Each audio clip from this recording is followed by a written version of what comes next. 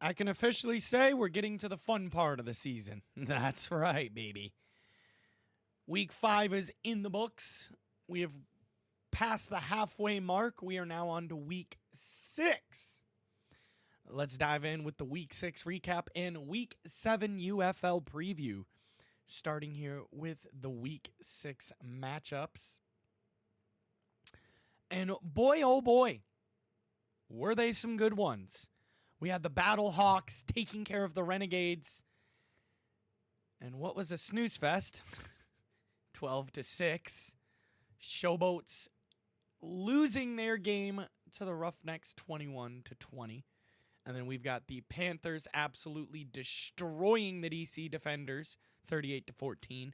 And then the Stallions pretty much destroying the worst offensive team and worst team overall in the league, the San Antonio Brahmas, by a final score of 26-3.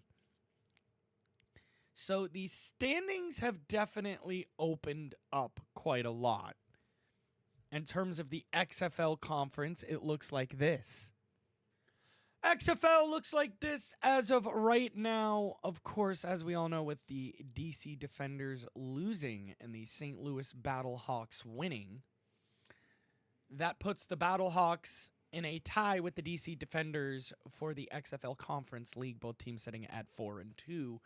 But we have a new challenger. Of course, Luis Perez and his Arlington Renegades unfortunately were not able to get it done as they are on a 2-game slide right now, but they are still a game back from the conference. Renegades are sitting at 3-3, and well, the worst team pretty much in the league, the San Antonio Brahmas, sitting in at 1-5. Moving on to the USFL conference now. And now look at the USFL conference. The Birmingham Stallions and the Michigan Panthers are tied for first in the conference right now, sitting both at 4-2. And the Roughnecks are right behind, and they got some momentum too on a 2-game winning streak right now, sitting there at 3-3. And then the Memphis Showboats dropping their last game. They're sitting there at 1-5 as of right now, sitting at the bottom of the USFL conference. And in my eyes, the second worst team in the league, below the Brahmas. So let's take a look here at next week, which is week 7, and take a look at the standings and playoff picture per se. But week 7 looks like this. We've got the Defenders and Brahmas. That should be an easy win for the Defenders. And that should be an important game for them as well, as they are, again, trying to maintain that XFL conference lead. So let's see if they got what it takes against the Brahmas, in which I believe they should. They should beat them no problem. Let's see if a team can finally hold San Antonio to 0 points this time. The Brahma hate continues. We got the Panthers playing the Renegades. Of course, this is going to be a huge game for Michigan as of right now. Of course, and we've got the Stallions playing the Roughnecks.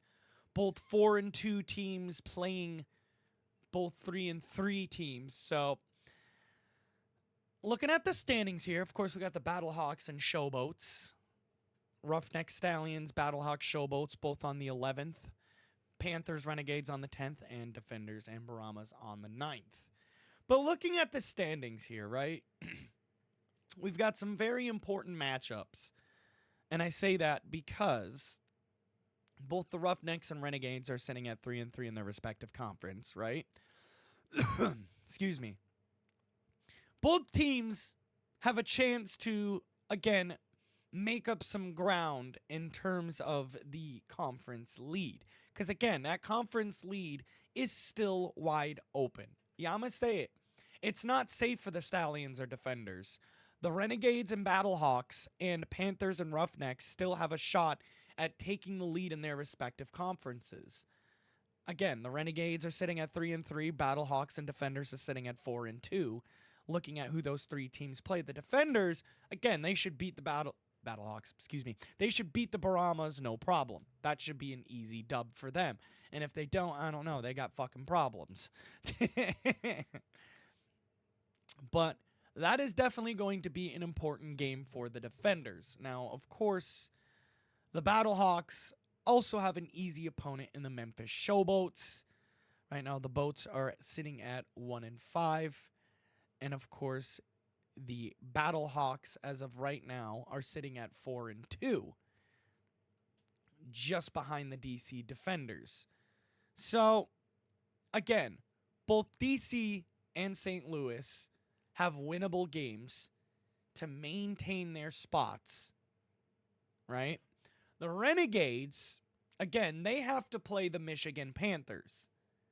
And I'm going to say it, this could possibly, maybe, this game right here could possibly determine the fate of the Panthers, of the Renegades season. And again, what do I mean by that? Well, they're playing up against a hungry Panthers team that are looking for another win to add on top of the win they got last week. All right. And the Panthers are also looking to pounce on that USFL conference lead. Of course, the Stallions, they don't have an easy opponent either. Looking at who the Stallions have, they have the Houston Roughnecks, right? And of course, this, again, if the Roughnecks want to get back in the race for the conference lead, because as of right now, that conference lead is still wide open for both the Roughnecks and the Renegades. Both teams are sitting at 3-3, only a game behind both the Battlehawks Defenders, Panthers, and Stallions. So the Roughnecks and Renegades still have a chance. Looking at it, I would say between the two teams, the Roughnecks have the better chance of taking their conference than the Renegades. I hate to say it. I want to cheer on my boy Luis Perez, the Spring King, but I don't know. The Renegades have fallen off a little bit the past couple weeks, so as of right now, I'm saying the Roughnecks have a better chance of taking the USFL conference than the Renegades. Again, let's see, who do the Roughnecks play? The Stallions, and this is huge. This is prime position right here for the Roughnecks to strike. This is prime position, man. Right? 3-3. You play the 4-2 Stallions. Now, of course, we got to make sure the Renegades can pull it off against the Panthers. Basically, what needs to happen, if the Roughnecks want to get back into contention, they need to win their game against the Panthers. If they want to get, I should say, stay in contention for the USFL conference lead, right? The Renegades need to beat the Panthers, which will put the Panthers at 4-3. That'll also put the Roughnecks at 4-3. There's your tie right there, right? Roughnecks tie with the Panthers. You also need to hope that the Roughnecks can beat the Stallions. Again, right now, let's take a look at it. Panthers 4-2, Stallions 4-2, Roughnecks 3-3. All right? So if the Roughnecks want that USFL conference lead, they need Michigan to lose. They go to 4-3. They need to beat the Stallions. The Roughnecks need to beat the Stallions. And that way it'll be a three-way tie, which will pretty much open up the USFL conference lead wide open for both the Roughnecks, Panthers, and Stallions. It's pretty much, I guess you can say, almost the same scenario for the XFL conference. If the Renegades want to remain in contention for that USFL conference lead, Renegades need to take care of the Panthers, right? And they need to hope that the Showboats can pull off the win against the Battlehawks. And they need to hope that the Brahmas can pull their shit together and pull off a win against the Defenders. And again, that XFL conference lead becomes wide open. So that XFL and USFL conference lead is not safe for the Defenders and Stallions. It's on the line. And with only, 4 weeks left of the regular season, these last 4 games are going to be important. So it's starting to get tight. It's starting to get really tight.